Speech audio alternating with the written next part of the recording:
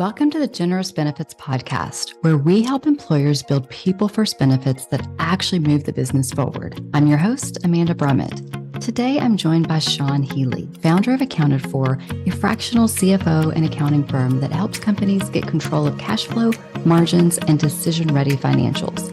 Sean's worked in the trenches with owners, HR, and finance teams, so he knows what really drives profitability and what quietly erodes it. Let's jump in. Well, Sean, thank you so much for being here today. I would love it if you could just start by telling us who you are personally and professionally and what in the world led you to launch Accounted For. My name is Sean Healy. I'm founder of Accounted For. It's actually funny. I started Accounted For because of a question that a client asked me probably about 8 years ago when I was a director at an accounting firm. So I was working with this company, and over again, the client kept asking us a simple yet kind of complicated question of, am I making money? Ooh, that's a good question. It's a good question, right? And you'd think there'd be a common sense answer. The hard part, though, was the company I was working with, we kept giving him answers and letting him know, hey, you're making profit. You're making profit. You're making profit. Yet each and every month kept coming back and saying, am I making money? So I ended up going out to his office, which pre-COVID was how you did a lot of that, right? Right. Was sitting across the table from him. Instead of telling him, oh, you're making profit, and showing him and teaching him all the different financial statements, I asked him a question and just said, what do you mean by am I making money? How do you interpret making money? And his answer just blew my mind. He turns around and goes, I keep being told I'm making a profit, yet I'm struggling to make payroll. Yet my credit card balance, I can't pay off. And the feeling that I'm getting is that I'm drowning. Now, fast forward 8 years, I hear the drowning feeling when it comes to money regularly. So he's explaining all of this, and I had this light bulb moment that what he was talking about wasn't profitability. He was talking about cash flow. Ooh. And what I started realizing, and since then have done hundreds upon hundreds of interviews with different CEOs, CFOs, CPAs, regular entrepreneurs, business coaches. And what we started realizing is not a lot of professionals talk in terms of cash flow. Cash flow is its own language. So there's almost this translation gap, especially in the accounting and the finance space, from what we found, is they always want to talk in terms of EBITDA and profit, which are important. They're not, those aren't things that you don't want to know about. Right. But there's a difference between making a profit and making money. You can technically make profit and lose money at the same time. We see it regularly. So it was just this weird question kind of triggered me to go on this journey that ended up being what is now Accounted For. Wow. Okay. And then what came before that moment? Oh, let's say I went to school for accounting. I actually did benefit consulting and retirement planning. Oh. I was a director at an accounting firm, and I had a stint where I was actually in sales for a while, which out of college, by far the best job you can get. Yes. The skill sets you learn and the thick skin you learn from sales, they translate into anything that you want to do. So the nice thing is I've sat on a lot of different sides of the table, and I think it's given me personally, at least in my professional career, just different perspective than I think a lot of other individuals, professionals, and coaches tend to have when going into meetings and going into scenario. Oh, yeah, most definitely. And that's a good combination. Accounting, sales, and then you've also seen the benefits side. I mean, yeah. It doesn't hurt. It doesn't hurt. It's amazing how those different skill sets tie into like conversations on a daily basis. Yeah, most definitely. Well, Sean, with all of that, and I know that this is probably like a 45-minute long answer, but give us the short version of, with everything that you've learned, what are proactive ways that businesses can set themselves up for financial success to actually make money, not just on paper? Okay, so the first one is going to sound like common sense. I promise you it's not common practice. You need to have goals. Yeah. You need to have goals. You need to have written out goals.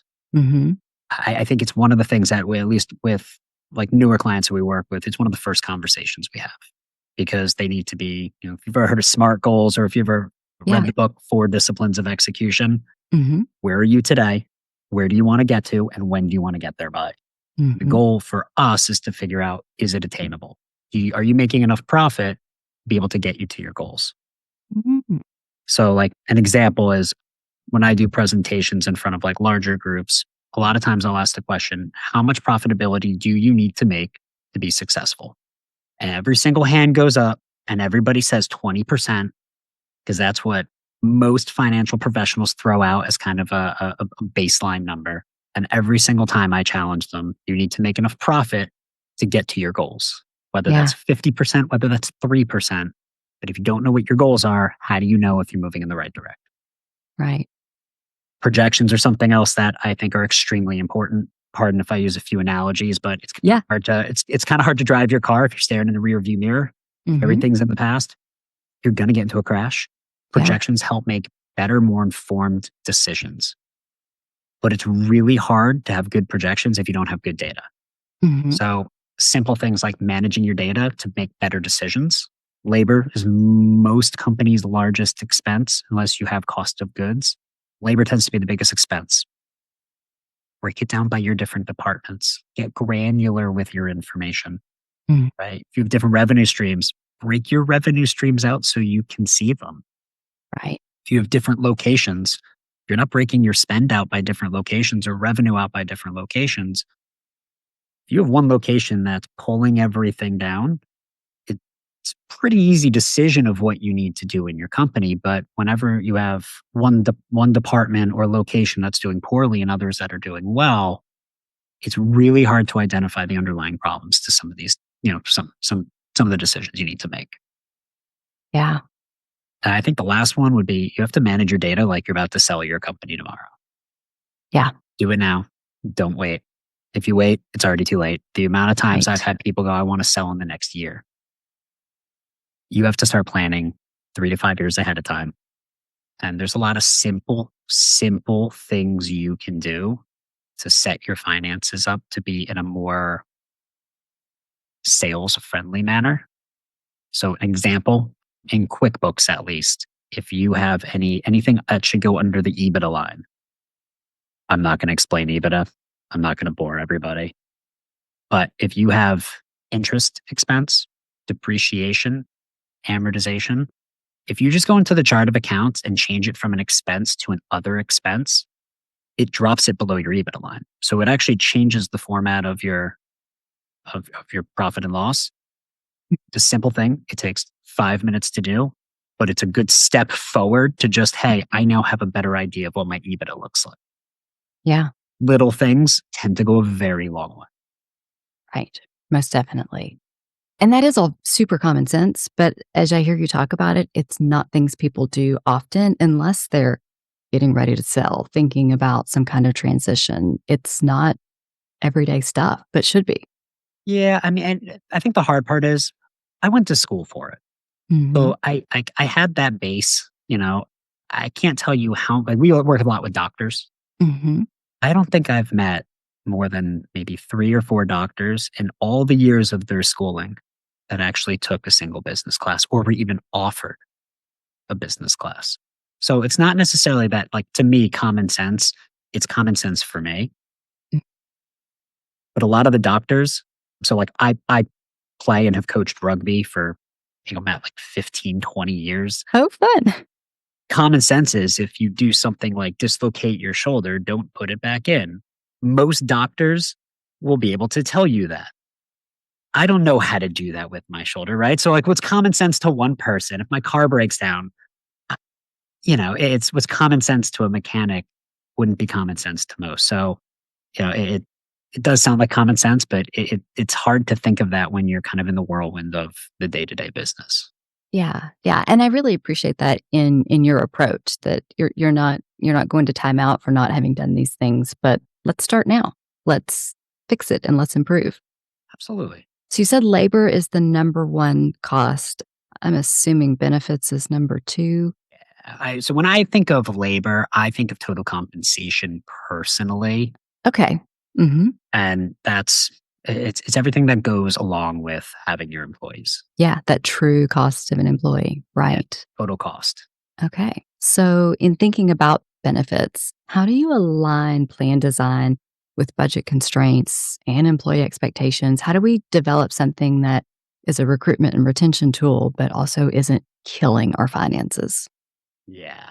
So that's always a tough conversation. Yeah. Some of this is just my opinion. To me, benefits are really more of a recruitment tool. It's Mm. benefits are there to really be able to attract good talent. If you want to retain good talent, you need good culture. Like it's how you treat your people, I think goes a lot longer of a way. What's the old saying? You don't leave your company, you leave your manager. Yep. It's how you treat your people is how you're going to keep them there. Like changing up their deductible by a couple $100 probably won't be the ending factor to make people leave, right? To me, though, it's you need benefit packages that are competitive. You need to know what your like if your employees want to have a positive experience with their benefits, you need to know what that is by surveying them, knowing what they want. Hmm. You also need to know the demographic of your people. So hypothetically, if all of a sudden all my employees are remote and I have a really skinny down network in my benefit plan, that's not going to help the cause, Right. right? If most of my employees are millennials, there's read a bunch of articles that millennials love their pets, Yes. offer pet insurance. Yes. It, it's cheap, it's easy, and they love their pets. So if you have a high millennial population, know your demographic, know what they see value in, because value is contextual, right? I think there's always little things that you can do to really show your employees that, like, I see what you're going through. Like my team, we've had a bunch of babies over the last in fact, 2 years. Mm. We have to put a flex plan in place. If you want childcare to be able to get a pre-tax, you got to put these things in place. So it's knowing what could bring value to the team, or just offering a lot of voluntary benefits, offering a menu. I mean, I'm not sure if you can even find group like long-term care anymore. If you can, it's easier than getting it on your own. Yeah. But there's a lot of different voluntary benefits, or even just looking at your PTO policy. Mm. We do unlimited PTO. Most companies can't do that, but it's a huge benefit. There's a lot of different ways that you can provide value with the benefits you're offering without it having to break the bank. Turnover is a problem. You can always try to put more things in place. But once again, to me, you want the benefits to attract the talent. You need to lean on culture to be able to retain. Yeah, definitely. And I want to get more into culture towards the end. But before we do that, I totally agree with you on knowing your audience and asking what people are interested in because benefits are too expensive to offer things that people don't value. And that's hilarious that you mentioned pet benefits. So cheap, so easy. It's not a high price tag, but if it's high value, sure. But you have to start with asking, right? I think too Exactly. many people assume like, oh, I Right. need to give them the gold plan. Yes. And everybody just goes to the emergency room or urgent care, or better yet, everybody uses like the teledoc or telehealth every single time they're sick for the whole year. Whether you had the gold plan or whether you had the bronze plan, they were just using telehealth the whole time anyway. Well, in this theme, are there places where you think that HR and our financial teams can partner to effectively reduce waste and create a better employee experience? Yes. So I'm going to go back to culture. Hmm. Everybody thinks HR is what culture lands on HR's plate. Oh, Culture starts at the top. thank you so much for saying that. I heard a statement. I heard a statement, and I've repeated this a number of times. It's one of my favorite quotes. Culture is the feeling in your employee's stomach on Sunday night. Yeah. Everybody's had that job where they got the Sunday scaries. Yep. You should ask your employees if they're having the Sunday scaries, because if they are, you need to make a change some way, somehow. Your culture is how your employees view your company. I think you should start with culture because number one, it's free. And as a finance person, we like free. Right? I mean, there's little things you can do. Number one, set better expectations. As I said, we do goal setting meetings with all of our clients like in that first month. 9 out of 10 times, everybody brings up, we have trouble with efficiency with our employees. We have Mm. trouble holding them accountable. Mm. 9 out of 10 times, it starts with the expectations. And so I always pose a question when they're not sure of whether it's expectations. They're like, it can't be that simple. I go, if I called one of your employees right now and asked them, how do you know if you had a good day?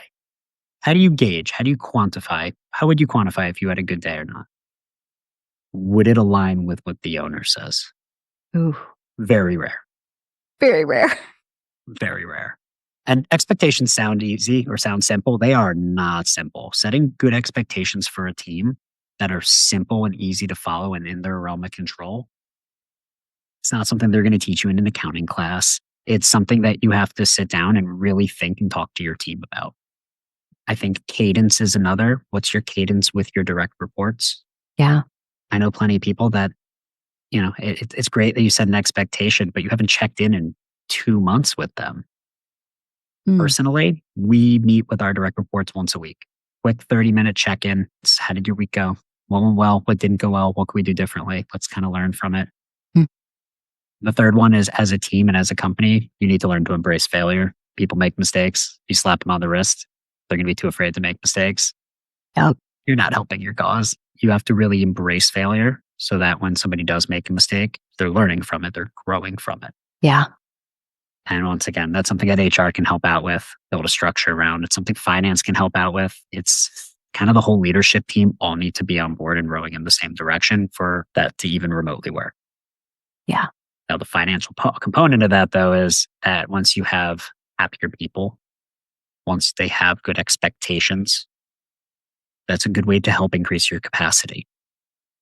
And one of the biggest problems that we see is a lot of times in the accounting finance space, most professionals will sit there and tell you to cut expenses, cut expenses. That's how we increase profitability. We got to cut expenses. I'm even guilty of that. When I get stressed out, we got to cut expenses. It's an easy fallback, right? Or Mhm. it's kind of on the flip side of we need our people to be more effective. What do? Well, let's throw more money at them and bonus them, right? They'll work harder if we throw them an extra $100 every week. And it's like, no, most employees, and I forget what the name of this number is, but there's research that when an employee makes around $75,000, money is no longer a motivator to them because they're comfortable. Now, Mhm. this isn't everybody. I know Yeah. plenty of people that will get more money, they will work harder. But there's a really good portion of the population that they're no longer motivated by money. Yet, let's throw money at them, right? Yeah. So a lot of times by setting better expectations, by having a cadence with them, by allowing them to fail, by listening, you can start to identify better ways of running your company. You can start to identify little operational efficiencies. Best way to find those out is to ask the question and to truly listen. Put your ego aside, listen, take the feedback. It's the easiest way to start opening capacity up. And when you open up capacity, you make more money. Yeah. That's a really, really good point. Your team knows what's holding you back. They know the bottlenecks, right? Yes, They know exactly. they know how to improve it. Yeah. Do it every single day. Yeah. Sometimes they need permission to be able to give that insight back up. Right. Right. So on that permission line, you talked about when we make mistakes and learning from them. I think that is huge and really a defining factor in culture. So I'm curious for you at Accounted For, how do you make mistakes a learning opportunity instead of, a trial? So we meet as a team twice a week. Monday, my executive team gets together. We have a good cadence there. Tuesday, Wednesday, the whole team. And then Thursday, every department gets into their own team huddle to get organized for the next week. Fridays, we do one on ones, right? So we have that cadence in place. During our one on ones and during our team meeting, we go through the same, it's referred to as an action review, but we go, what were our successes from this week so far? What were our failures? And when somebody raises their hand and says their failure, the idea is this was my failure. This is what I learned from it. And as you do it more, you start to hear, well, this was kind of a failure, but then it turned into a success. Great. What you tend to find though is when people are open about their failures, it opens up lines of communication. When you give them permission to admit it, or better yet, when somebody's not doing a failure and doesn't admit to it, somebody else was on that call on the team to be like, no, no, we have a good failure. Throw it out there. Let's hear about it. It changes the vibe of the call. It changes the culture of the company.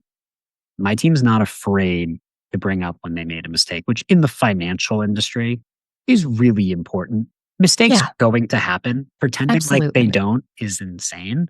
If there's a mistake that was made, the faster they come, the faster somebody comes up to their manager and says, I made a mistake, we get this, get this fixed. That time period is critical. We just decided to lean into it. Just you made a mistake. Good. What'd you learn from it? If you don't learn from it, that's problematic. Yeah, But if you learn from it, that sounds like a win to me. right. How can we change our process so this doesn't happen again? The hard part as an owner is when you delegate something, which I know most owners have problems delegating. Yeah. When you delegate something, you have to give the team room to fail. You have to let them fail. And when they do, you can't smack them on the wrist. Oh, You have to use it as an opportunity to teach. You have to use it as an opportunity for the whole team to improve. Because you can say, I want you to fail, but if you get mad every time they do, you know, they're going to lie to you and not tell you when they fail. yeah, which sounds like a bigger problem than some Yes, mistake. exactly. Early on, when I was a young executive, one of my CEOs, he would never tell you how to do anything. You could ask, Sean, how do I do this? How do I do this? Wouldn't tell you. And every time his answer was, you figure it out, go do it, and then come back to me. If you got it right, great. If you got it wrong, tell me about it and what you learned and what you would do over again. And it was this incredibly impactful experience where I had full permission to fail every day. And it's crazy the kind of confidence and vulnerability and trust it built. Oh, yeah. And mind you, for anybody listening, if you're afraid to delegate, I can tell you most people will say, well, I can't let them fail because of this, because this is too important, right? There's always a justification around it. Yeah. There is an approach somewhere in between. Amanda, your boss, that's aggressively confident, and I love that. There's an in between though. There's Sure. a concept called a skill will matrix. Hmm. Just like the important urgent matrix that's in the four disciplines, there's some will matrix. And the idea is in the particular scenario, based off of how much skill they have and willpower they have, there's different approaches that you can take. Sometimes it's, if somebody's struggling with something, or, you instead of just completely allowing them to fail, sometimes you need to give them like guidelines. Yeah. Some people you just need to excite. Sometimes people just don't want to wake up and go to work in the morning, and you need to get them a little bit excited. Some Mhm. people you need to empower like that. Some people you do need to direct. So it's something that I fall back on when I'm not sure how to approach something. I'll just like Google it and I pull it up, and it does help kind of reframe the approach on how you can have that particular conversation. Yeah. I'm totally going to have to look that up and start using it. I like that. Yeah, you can thank one of my mentors for that. Perfect. Well, in the theme of mistakes, what is a common financial mistake you see employers make related to benefits and how should they remedy it? Lack of education. Oh, yeah. And it's a mistake I make too. I mean, I think my team knows more about benefits than most because of what we do. Yeah. But benefits, retirement, they're a different language. Accounting's a different language. Not Mhm. pretend that it isn't. Education's also free. Finance person, we like free. Yep. There's studies on it, and I can't reference them perfectly, but if you educate, it's that concept of perceived value. If they understand their benefits, they're going to see more value in their benefits. Hmm. If they don't know that you can tie, a certain amount of HSA funds to mutual funds and it has a huge benefit to them in the long term, you're not giving them all the value of an HSA, right? They're going to look at it as, oh, I have this high deductible plan. No, you have an HSA plan that's basically a tax free retirement plan. Yeah. You should be leaning into this. This is the greatest thing. If you're in your early 20s and you have an HSA plan, that's a gold mine right there. Lack of education means that your employees are not going to, if they don't understand the benefits, they're not going to value the benefits. I think that most business owners are afraid of the unknown. Mm. I don't know what a PEO is, so I'm not going to even Google or look into it. I don't know a captive. I don't know what self funding is. I've heard a bad experience of a high deductible plan. My employees would hate if there's all the reasons why not to go in different directions. Understanding what those directions are and understanding what your options are. I mean, Amanda, I'm sure you see this all the time. There's a really big difference between good and bad brokers. There's a very, Oh, yeah. very And probably less good brokers than bad brokers, or at least less good ones than lazy ones. There's a lot of lazy ones. there's a lot of reactive ones. Oh, yeah, you're right. I think that a lot of times when I'm on a call with a client's broker, it's, oh, the renewal came back positive. We're going to stick with the same plan, which is okay. Or it came back bad. We have to go shop. Opposed to, here are different options. Here's, hey, your company has changed. It's asking questions to know more about the demographic. Mhm. Knowing your options is half the battle. You Yeah, don't and have what's to our go in. strategy a year or 2 years out? Yeah. Oh, we're going to think ahead. Proactive. Yeah. I, I think I stick with what's comfortable to me. Some of these other things, like, throwing an HSA and HRA, and they sound complicated. I don't understand them. When, they could be very, very good stepping stones to a plan that better fits your population, your demographic, your team, your culture. You have to ask the question. You have to make sure to take the time to understand the different options that are out there. Do you end up getting into those benefits conversations? And should employers be pulling in their financial coaches and people like that to help them with that strategy? So we don't give advice on benefits. So let me just start Sure. there. Never advice. The big thing we try to do is when we see that there isn't, we'll ask the question if there's a strategy. What was the conversation that was said? Mhm. Most times, what we find if somebody's like, oh, we talked to another broker, this is what they recommend. My first question is, what questions did they ask you before recommending that? It's usually there were none. They pushed product, and that's kind of where the conversation ended. So a lot of times what we try to do is, we always encourage our clients to bring their other centers of influence into calls, whether it's a CPA to talk tax strategy, whether it's their broker to talk benefit strategy. The role we usually play is just making sure that it's aligning with a lot of the goals for the client. Because once again, that's where we start, right? If the tax strategy is, we're going to show no profit, but you want to sell your company next year, those don't align. You Right. show that you made a lot of money so you can sell your company. If the goals of the company are not being taken into account or the changes in the company are not being factored in, our role is usually making sure that there's alignment. And whatever they decide to go with, whatever advice they give, it's not our place to tell them whether it's right or wrong. It's our place to really just make sure that we understand the different strategies going on and that everybody's kind of rowing in the same direction. Does Which that in make and of sense? itself is a big accomplishment. It helps. When everybody's rowing in a different direction, it's not fun. So, Yeah. yeah. Well, Sean, as we wrap up and as a business owner yourself, you've already given me tons of leadership pearls outside of accounting and finance, which I love. But are there any other pearls of wisdom that you'd want to give to employers? So I'm going to double down on the embrace failure. Mhm. I'm going to just keep doubling down on the embrace failure. It's probably the biggest thing that we really try to live by when you're meeting with your employees. If you're not sure of a good structure, we lean into a concept called an action review. Mm. Usually, like Army, Navy, Air Force, a lot of high performing teams use the action review concept, which is really simple. Every time you meet with an employee, what went well, what did not go well, what could we do different next time? What's your focus, right? what happens is when we have that conversation and I jump on a one-on-one with my team and I go, or like we do it like, what was your successes and failures or improvements and failures? We just word it a little differently. But when I ask them what their failures are or what their improvements were, when they answer, I was just thinking about this last night. I don't care what their answer is. I've gotten them to be more self aware. I have them going through their week. I have them thinking, now they're thinking proactively. Yeah. That alone, and we do this with clients as well. We always ask a lot of the same questions.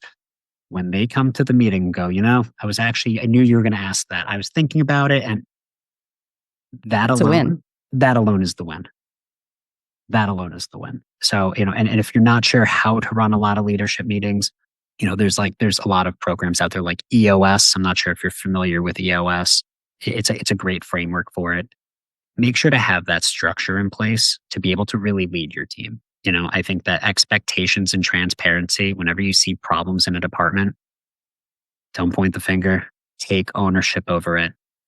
Every problem in the company is your problem, unfortunately. Yep. I always lean on am I setting the right expectations? I can't tell you how many times, at least in my company, I could see somebody struggling and I didn't give them enough structure. I don't know if you ever take those personality profiles. Yeah. I thrive in chaos environments. Ah, I am the only person on my team that thrives in a chaos environment. really? Yeah, we did a culture index. I don't know if you ever heard of culture index. Uh-huh. Law of culture index. They thrive under structured environments. If I'm not giving them that structure, I'm setting them up for failure. Yeah. If I'm not defining what perfect looks like, there are certain personality types that you're setting up for failure. Right. So it's a lot of just always kind of take ownership of everything. Ask yourself what is in your realm of control that you can do it differently. It's amazing how little changes go a very, very, very long way. Yeah, most definitely. I cannot believe that you are both an accountant and thriving chaos. That is fascinating. And we could do a whole show dissecting that. Maybe that's why you did sales for a minute. That could be the case. That could be the case. Yeah, no, I when I got those results, I was like, all right, that sounds fair, but yeah, it's gotta love it. Well, Sean, you have been an expected wealth of information on accounting and finance, but the leadership pearls that you've given us today are fabulous as well. So thank you for letting us dig a little bit deeper and get into how you run Accounted For, and hopefully our listeners will learn a lot from that. Oh, Amanda, I appreciate you having me on. Greatly, greatly appreciate it. That's a wrap. Huge thanks to Sean Healy for translating the numbers into clear actions and for reminding us that smart benefits are both a people strategy and a financial strategy. If this episode sparked questions about budgets, benefits, or the true cost of your team, connect with Sean for a deep dive. And if you're ready for a second look at your benefits strategy, we're here to help. Thanks for listening to the Generous Benefits Podcast. See you next time.